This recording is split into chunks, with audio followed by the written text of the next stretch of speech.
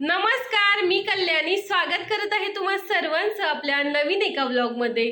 तर मंडळी, उद्या आहे नवीन वर्षाचा पहिला सण म्हणजेच चैत्र पाडवा आणि या पाडव्याचीच आपल्याला तयारी करायची आहे। हॉस्पिटलमध्ये काम करून मी घरी आले आणि फ्रेश झाले।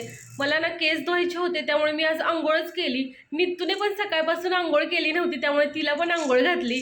नमस्कार, छानच आहे तुम्हाला ठरलेला।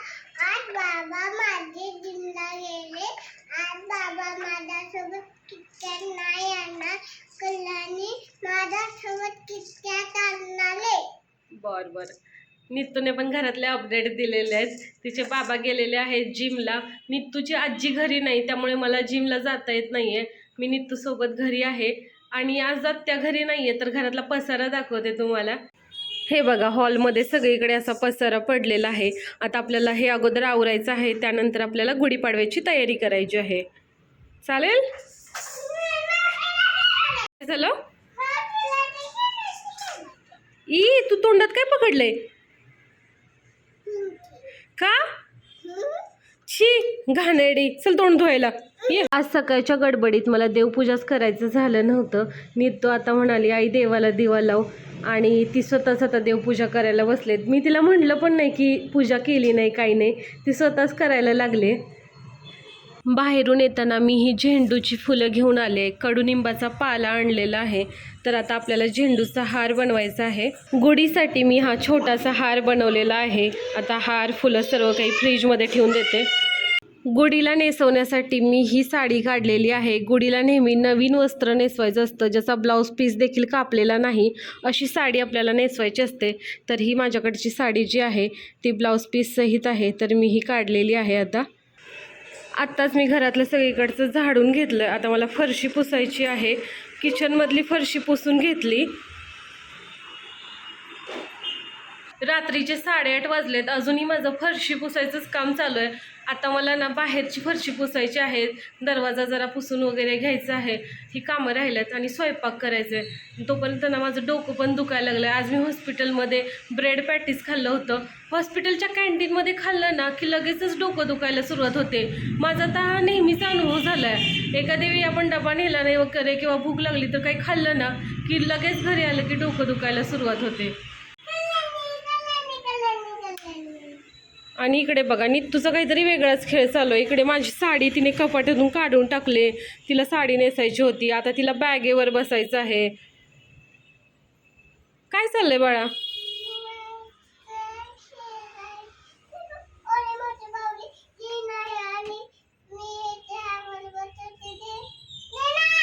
बाहेरचं देखील स्वच्छ असं पुसून घेतलेलं आहे।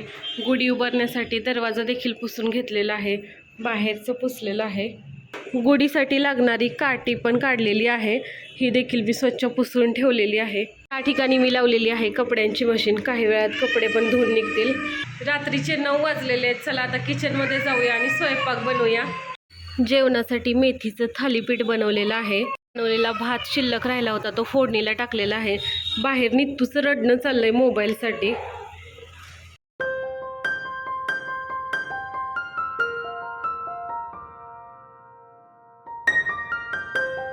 उद्या सण असल्या कारणाने आपल्याला किचन देखील व्यवस्थित धुवून ठेवायचं आहे, त्यामुळे किचनवरचा सगळा पसारा आवरून घेतलेला आहे। किचन स्वच्छ धुवून पुसून झालेलं आहे। सुरू झाला म्हणून मी खूप हौसेनं डेरा काढला होता, पण डेऱ्याचा ना नळच खराब झाला, तो गळतोय, त्यामुळे आता यात पाणी भरणंच आम्ही बंद केलंय। याचा नळ दुरुस्त करून मिळतोय का ते बघायचं आहे। नळ दुरुस्त करून मिळत असेल तर तो करून घ्यायचा, नसेल तर आपल्याला डेरा वापरायचा बंद केला पाहिजे। गुढी बांधण्यासाठी निखिलने ही सुतळी आणलेली आहे।